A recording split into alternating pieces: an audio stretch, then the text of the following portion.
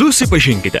Ligitas Kernagis. Per Seimo posėdžius iš rankų telefono nepaleidžiantis, truputį nuobodžiaujantis Seimo narys. Neseniai jis buvo populiarus dainininkas ir net kelių laidų vedėjas.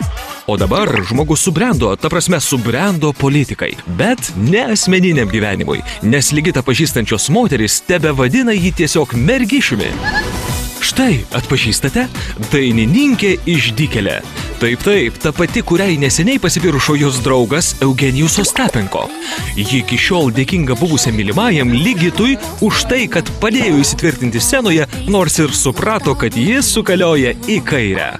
Nepasakyčiau, kad jam sekasi su mokslu. Jeigu jam sektųsi, tai jisai laimingai būtų ženotas, turėtų kokius 3 vaikučius ir gyventų savo laimingai, gražiai. Štai moteris, kuri augina pono Ligito sūnų. Jos parodyti dėja negalime ir tuoj suprasite kodėl. O čia ponia Oksana, dėl kurios ponas Ligitas paliko savo vaiko mamą. Tikrai nieko nešnekėsiu. Oksana vis dar myli Ligitą Kernagį ir tikrai netylės. Netrukus patys įsitikinsite. Prieš pradėdami pokalbį su buvusiomis, Seimo internetinėje svetainėje pastebėjome tokį, kaip čia pasakius, nedidelį niuansėlį. Savo biografijoje Ligitas Kernagis įrašė, jog neva yra išsiskyręs ir turi tik vienintelį sūnų Marką. Tuo tarpu tarp buvusių kolegų dainininkų daugybę metų sklando kitokie gandai. Pirmas, kad Ligitas Kernagis ne vieną vaiką turi.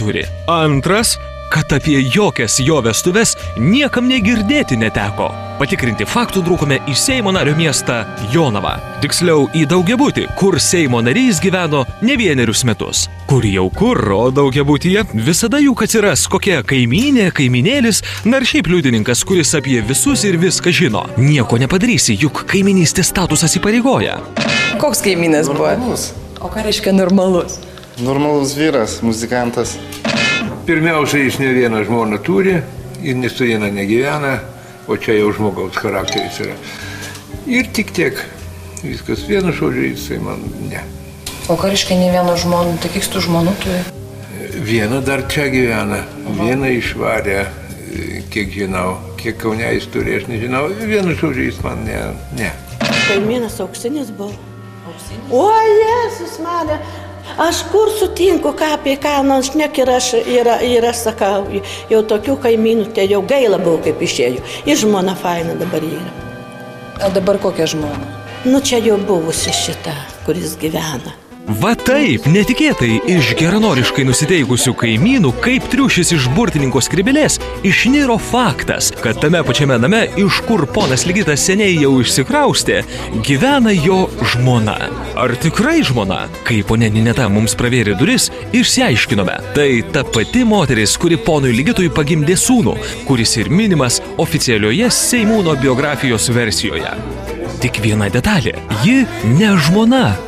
Moteris mūsų neišvarė, bet primiktinai prašė nefilmuoti. Bijo, nes gyvena jo bute. Mes ir nefilmavome. Pasitenkinome neišsenkančių informacijos šaltinių kaimynais.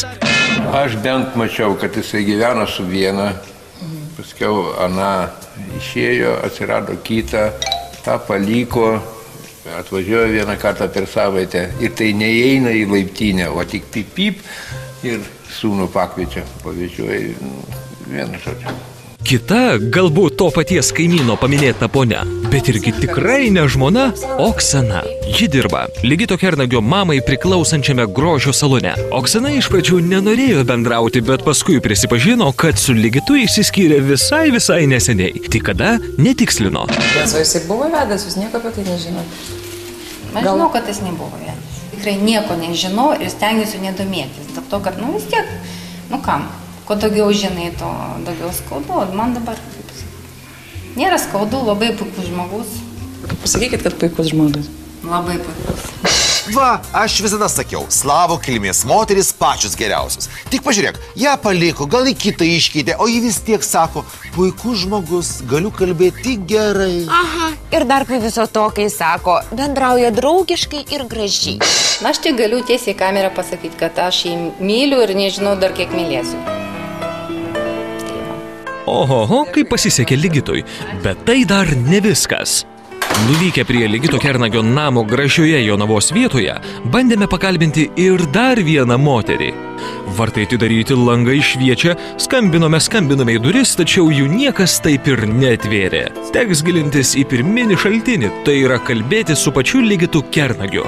Radome poną posėdžiaujantį partijos susirinkime, bet pasikalbėti nusprendėme jo darbo vietoje Seime. Jūs parašęs esate, kad išsiskyręs, o jūs buvote kada nors vedę? Suprantat, kam dalykas, aš... Niekur neradau tokio fakto. Šitokio fakto. Jūs tada paklauskite geriau pas mano vaiko mamą. Aš, ko gero, gindamas savo vaiko mamos, kaip pasakyti, garbę. Galbūt, kad jie nebūtų taip skauda, sakykim, taip. Tai va, tik tai dėl to. Ko gero, gindamas mamos garbę?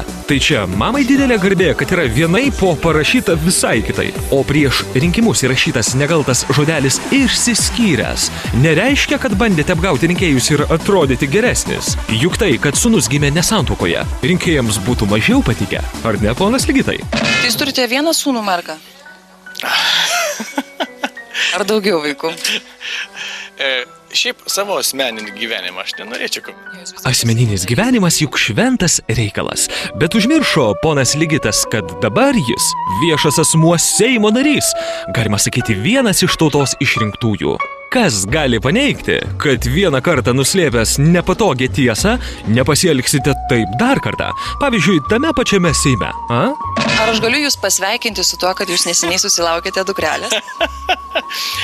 Dabar pasakysiu jums tokį dalyką, reiškia.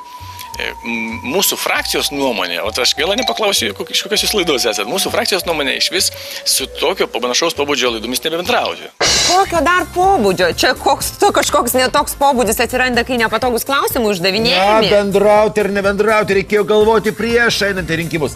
Teks bendrauti. O mūsų pobūdis informuoti tautą ir sakyti tiesą, ne taip kaip kai kurie. Taip, žmonės turi žinoti ir žinos, kokie valdžios vyrai mums atstovauja. Juk ne apie sugebėjimus miegamajame, atsiprašau, klausinėjame. Tai jūs apie miegamą ir klausėt mane? Ne, aš klausiu, kiek vaikų turite, tai turi būti rašyta jūsų biografijai.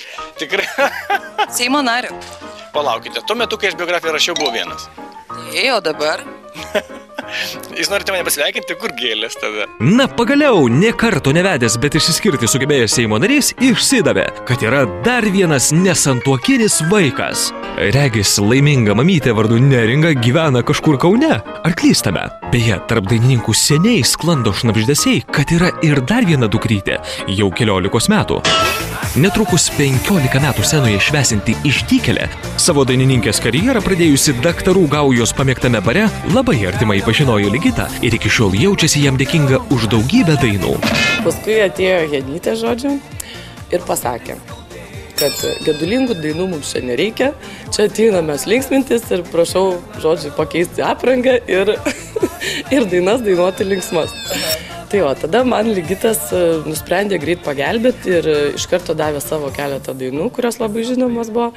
O žinote tą Noriu vyro savanorio? Irgi įdomi. Ir paties Ligito Kernagio sukurta. Taip, tada dar dainininkas Ligitas iškepė pirmąjį atlikėjos albumą, o pati Aušrinė virto išdykėlę. Pora po truputį susikukavo ir kartu kukavo net 2 metus. Santykiai nutrūko maždaug prieš 13 metų, bet ir tada netrūko kalbų apie Ligito netyčiukus.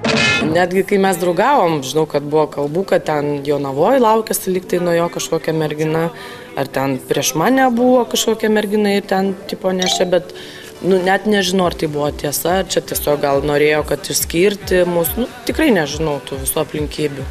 Kad jisai buvo toksai mergišis, tai visi žino. Manęs laukia ekonomistas prie kabineto, aš nebegaliu kalbėti. Bet neneigite šitą faktą. Atsiras šitas įrašas jūsų puslapį? Kuris? Kad turite dar vieną. Kai naują... Nesantuokinį. Kai naują rašysiu, tada ir perskaitysite, gerai? O turite dar vieną vaiką? Ačiū. Kokį dar vieną vaiką? Girdėjome, kad iš seniau dar nuo vienas šokėjas. Nuo ko? Baikit jūs juokus. Jau gerą gyvenimėlį vedite, sakyt, lovelasas jau buvote, Su tais savo vaikais. Su tais mūsų... Tai yra daugiau ar ne? Baikit jūs juokus.